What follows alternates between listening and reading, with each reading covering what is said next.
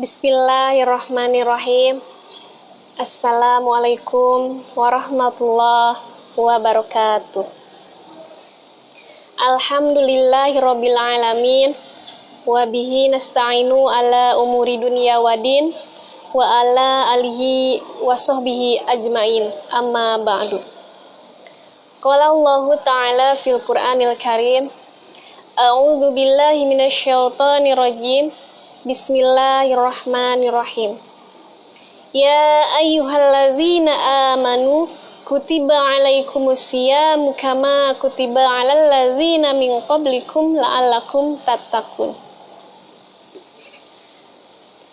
Terlebih dahulu, marilah kita panjatkan puji syukur kita kehadirat Allah Subhanahu wa Ta'ala yang alhamdulillah sampai pada kesempatan hari ini kita masih diberikan kesempatan bernafas lega dan dipertemukan dalam bulan yang mulia ini, yaitu bulan suci Ramadan.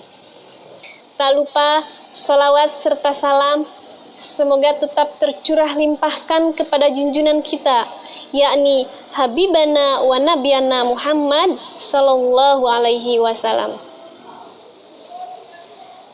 Baiklah anak-anak, untuk pertemuan kali ini, Ibu akan memberikan dan membahas suatu materi tentang syarat sah puasa. Syarat sah puasa adalah syarat yang harus dipenuhi oleh seorang muslim agar puasanya dikatakan atau diterima oleh Allah Subhanahu wa Ta'ala. Agar puasanya diterima oleh Allah Subhanahu wa Ta'ala. Itu yang dinamakan syarat sah puasa. Apa aja syaratnya? Yang pertama itu pastinya ia beragama Islam. Karena puasa itu diwajibkan bagi umat Islam dan termasuk ke dalam rukun Islam yang 5 itu. Rukun Islam yang kelima udah pada tahu semua kan? Yang pertama syahadat, 2 sholat, 3 zakat, 4 puasa, dan 5 haji bagi yang mampu. Jadi puasa itu termasuk ke dalam rukun Islam yang nomor 4. Itu ya. Kemudian yang kedua, syarat syahnya puasa itu adalah niat. Segala sesuatu itu memang kita memerlukan niat. Tanpa niat kita tidak akan sampai kepada tujuannya. Niatnya kapan? Sebelum terbitnya fajar. Kita biasanya berniat puasa itu ya, kalau malamnya melaksanakan, kalau puasa Ramadan, malamnya itu melaksanakan tarawih. Biasanya niatnya itu dilakukan setelah melaksanakan sholat tarawih. Setelah doa akhir biasanya diniatkan puasa untuk hari esok. Atau ketika kita setelah selesai melaksanakan ibadah sahur, kita membacakan niat untuk berpuasa. Bagaimana niatnya? Apakah semuanya sudah hafal? Apakah ada yang lupa? Bisa kita diulas kembali ya. Ibu contohkan niat melaksanakan ibadah puasa untuk esok hari. Biasanya kalau di ibu itu dilakukan, kalau ibu itu melakukannya di setelah selesai sholat tarawih atau sebelum sahur. Dengan niat nawaitu saumal ghadi an adai fardhu sahri ramadana hadihi sanati lillahi ta'ala. Begitu niatnya. Yang ketiga, syarat sah dari puasa itu adalah baligh. Artinya, orang yang belum baligh itu tidak diwajibkan untuk berpuasa. Baligh bagi laki-laki ketika dia sudah mengalami mimpi basah. Baligh bagi perempuan ketika dia sudah mengalami menstruasi. Pastinya anak-anakku sekalian, kalian sudah dikatakan sebagai orang yang sudah baligh. Karena sudah pasti kelas 10, kelas 11 itu sudah mengalami masa menstruasi ya.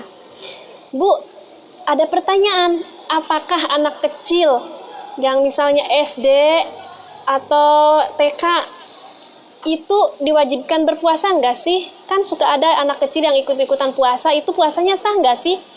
Itu puasanya belum dikatakan sah. Karena apa? Anak kecil ini belum dikatakan poin yang selanjutnya mumayyiz gitu. Artinya dia belum tahu mana yang baik dan mana yang buruk. Jadi dia belum paham, makanya dia belum dikatakan sah. Tapi nggak apa-apa, ajarkan aja adik-adik kita ya, kalau kita misalnya punya adik mau ikutan puasa, supaya dia semangat nanti ketika dia sudah balik dia sudah terbiasa gitu, nggak ada malas-malasan untuk tidak berpuasa. Yang selanjutnya adalah syarat sah puasa itu tidak haid dan tidak nifas. Tidak haid bisa nggak sih diganti puasanya? Bisa, nanti setelah puasa Ramadan gitu ya. Digantinya setelah puasa Ramadan atau dikatakan mengkodok. Jadi puasanya itu dikodok. Yang selanjutnya yaitu mengetahui waktu kapan puasa itu akan dilaksanakan waktunya. Misalnya nih puasa Ramadan ya, kita kan tahu nih mau berpuasa udah niat udah apa gitu.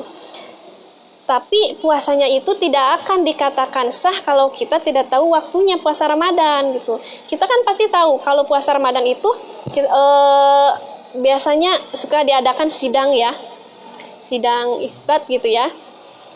Nanti dalam sidang itu awal ditentukannya bulan puasa gitu, atau awal ditentukannya Idul Fitri. Nah, kita mengetahui kapan puasanya itu akan dilakukan. Karena kita sudah melaksanakan puasa Ramadan, pasti kita tahu kapan mulainya puasa Ramadan itu dilaksanakan. Itulah syarat-syarat yang wajib kita ketahui supaya puasa kita itu sah. Mungkin cukup sekian, mudah-mudahan bisa bermanfaat. Kurang lebihnya mohon maaf. Billahi taufiq wal hidayah. Wassalamualaikum warahmatullahi wabarakatuh.